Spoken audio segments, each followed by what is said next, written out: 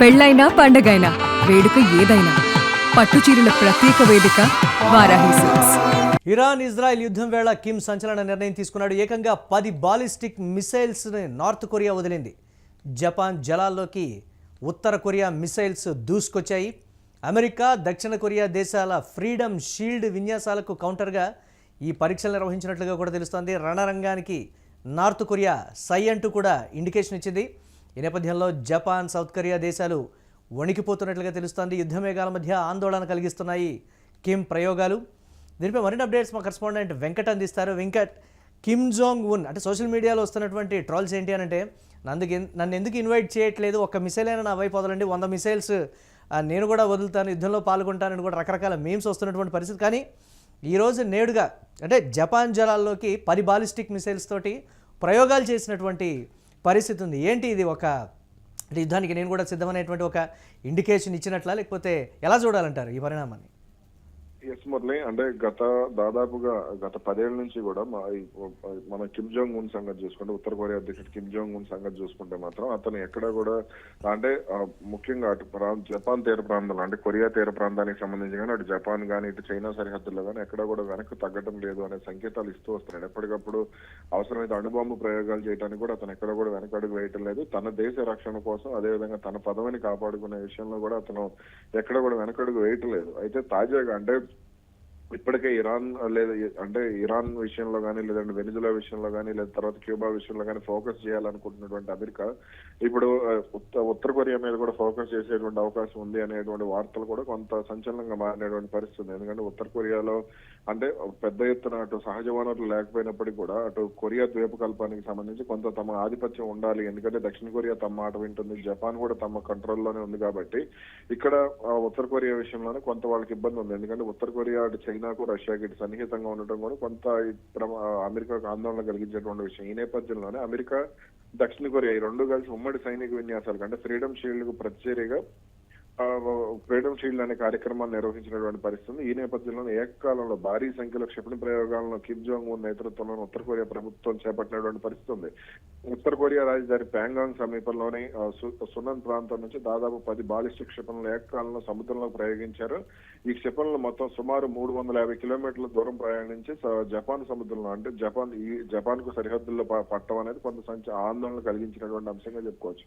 అయితే తమ శక్తిని చారిటీ చెప్పడానికే ఈ బాద్బేజ్ తరహా ప్రయోగాన్ని చేపట్టిందనే మాట అయితే ఎక్కువగా వినపడుతున్నటువంటి పరిస్థితి. అదేవిధంగా గత మంగళవారం కూడా అంటే మార్చి 10వ తారీఖున కిమ్ తన 13 ఏళ్ల కుమార్తె కిమ్ జూతో కలిసి చోహాయన్ అనే కొత్త యుద్ధ నౌక నుండి కూడా క్రూయిజ్ క్షిపణి ప్రయోగాన్ని చేపట్టారు. దీనికి సంబంధించినటువంటి ఫోటోలను కూడా ఉత్తర కొరియా రిలీజ్ చేసింది. అలాగే ఆయుధ కర్మాగారాలను కూడా ఆయన ఎప్పటికప్పుడు సందర్శించడం, అటు తన కుమార్తె ఎవరైతే భవిష్యత్తు నాయకురాలుగా చెప్తున్నటువంటి ఉత్తర కొరియా భవిష్యత్తు నాయకురాలుగా చెప్తున్నటువంటి తన కుమార్తెతో కలిసి ఆ తుపాకీ తయారీ కర్మాగారాన్ని కూడా ఆయన సందర్శించడం, ఇవన్నీ కూడా కొంత ఆశ్చర్యం కలిగించింది. అదే కొత్తగా వినూత్నంగా తయారు చేస్తున్నటువంటి కొత్త పిస్టల్ను కూడా ఆయన ప్రయోగించారు. అదేవిధంగా సైన్యాన్ని మరింతగా ఆధునీకరించాలని కూడా ఆదేశాలు ఇవ్వడం జరిగింది. అదేవిధంగా 2026 జనవరిలో అంటే మొన్న జనవరిలో కూడా మొట్టమొదటి హైపర్సోనిక్ క్షిపణి ప్రయోగాన్ని కూడా ఉత్తర కొరియా విజయవంతంగా నిర్వహించింది.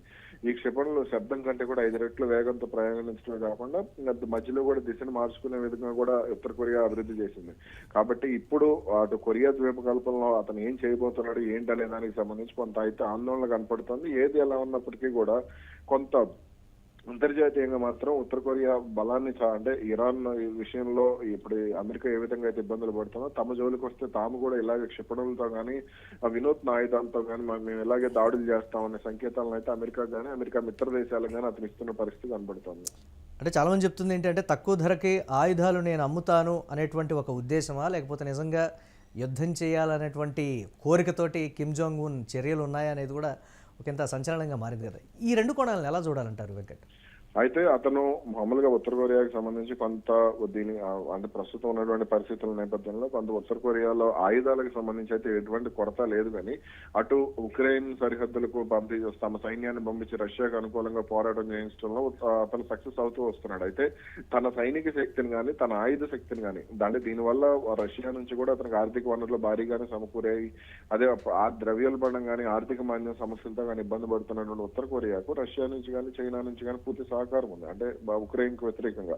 కాబట్టి ఇక్కడ ఏదైతే క్షిపణి ప్రయోగాల ద్వారా అంటే భవిష్యత్తులో తమ దేశ సహకారాన్ని ఏదైనా సరే, ఇప్పుడు ఫర్ ఎగ్జాంపుల్ దుబాయ్ కానీ, యుఏఈ కానీ, సౌదీ అరేబియా కానీ, పాకిస్తాన్ నుంచి కొంత సైనిక సహకారాన్ని కోరుకుంటూ ఉంటాయి తమ దేశాల మీద దాడి జరిగినప్పుడు. అలాగే దీనివల్ల భారీ ఒప్పందాలు కూడా, సైనిక ఒప్పందాలు కూడా జరుగుతూ ఉంటాయి. కాబట్టి ఇటువంటి ప్రయోగాలు చేయడం ద్వారా తమ సైనిక శక్తిని బలోపేతం చేయడం ద్వారా ఉత్తర కొరియా కూడా అదే తరహాలో వ్యవహరించబోతుంది అనే సంకేతాలను అయితే కిమ్ జోంగ్ ఉన్ ఇచ్చినట్లుగానే కనపడుతుంది. అంటే మా సైన్యాన్ని మీకోసం మేము అందించేందుకు సిద్ధంగా ఉన్నాము. మా ఆయుధ కర్మాగారాలను కానీ, మా ఆయుధాలను కానీ, మా క్షిపణులను కానీ, ఇప్పుడు వీళ్ళు తయారు చేస్తున్న క్షిపణులు కానీ, బాలిస్టిక్ క్షిపణులు కానీ, లేదంటే సూపర్ సోనిక్ క్షిపణుల విషయంలో కానీ వాళ్ళు అదే సంకేతాలు ఇస్తున్నట్టుగా కనపడుతుంది.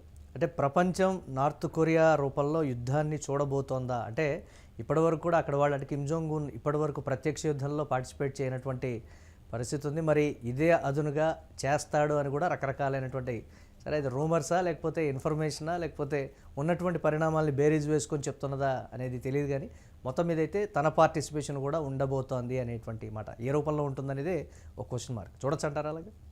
లేకపోవడం వల్ల అతను డైరెక్ట్ ఇన్వాల్వ్ కాలేకపోతున్నాడు. కానీ సరిహద్దుల్లో ఉంటే ఏదో కారణం చూపి యుద్ధంలోకి వచ్చేవాడు ఖచ్చితంగా.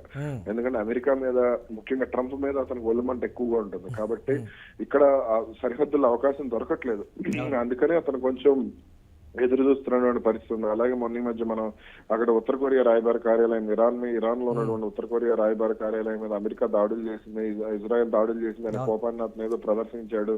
నేను అటాక్ చేయడానికి రెడీగా ఉన్నానంటూ కూడా సిఎన్బిసి కానీ, ఇట్లా కొన్ని ఎన్బిసి కానీ, ఏబిసి న్యూస్ కానీ వీళ్ళందరూ కూడా కొంత కథనాలను కూడా ప్రసారం చేయడం జరిగింది. కానీ అది ఎంతవరకు క్లారిటీ ఏంటి అనేది తెలియదు. కానీ ఇతనైతే మాత్రం యుద్ధం కోసం ఎదురు చూస్తున్నాడు. తన బలాన్ని ప్రపంచాన్ని, అంటే ఇప్పుడు సాధారణంగా మన దగ్గర ఒక కత్తిని ఊరు పెట్టుకుంటే ఆ కత్తిని ఎందుకు వాడాలో తెలియనప్పుడు ఏదో ఒక చెట్టు పుట్ట ఏదో ఒకటి నరుగుతూ ఉంటాం. ఇప్పుడు అలాగే ఇతను కూడా కొంత ఏదో ఒకటి తాను తయారు చేసుకున్నటువంటి ఆయుధాలను ప్రయోగిస్తూ ప్రపంచానికి బలాన్ని చూపించేటువంటి ప్రయత్నం చేస్తున్నాడు.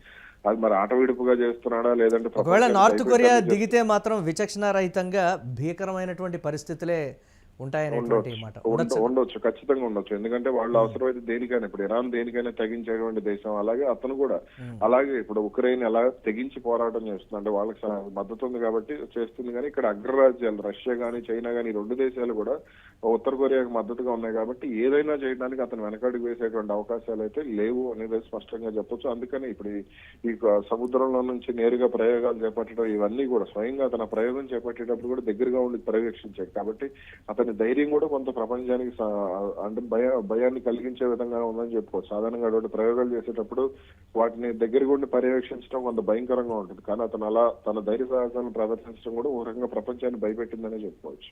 Right, thanks for updates Venkat. ఇక ఇరాన్ ఇజ్రాయెల్ యుద్ధం వేళ కిమ్ సంచలన నిర్ణయం తీసుకున్నాడు. ఏకంగా 10 బాలిస్టిక్ మిసైల్స్ని నార్త్ కొరియా వదిలింది. ఈ నేపథ్యంలో జపాన్ జలాల్లోకి ఉత్తర కొరియా మిసైల్స్ అయితే దూసుకొచ్చాయి. అమెరికా, దక్షిణ కొరియా దేశాల ఫ్రీడమ్ షీల్డ్ విన్యాసాలకు కౌంటర్గా ఈ పరీక్షలు నిర్వహించినట్లుగా తెలుస్తోంది. రణరంగానికి నార్త్ కొరియా సై అంటూ కూడా ఈ నేపథ్యంలో కిమ్ జోంగ్ ఉన్ ఇండికేషన్ ఇచ్చాడని కూడా చెప్తూ ఉన్నారు. ఈ నేపథ్యంలో జపాన్, సౌత్ కొరియా దేశాలు వణికిపోతున్నాయి. యుద్ధ మేఘాల మధ్య ఆందోళన కలిగిస్తున్నటువంటి పరిస్థితి ఉంది కిమ్ ప్రయోగాలు.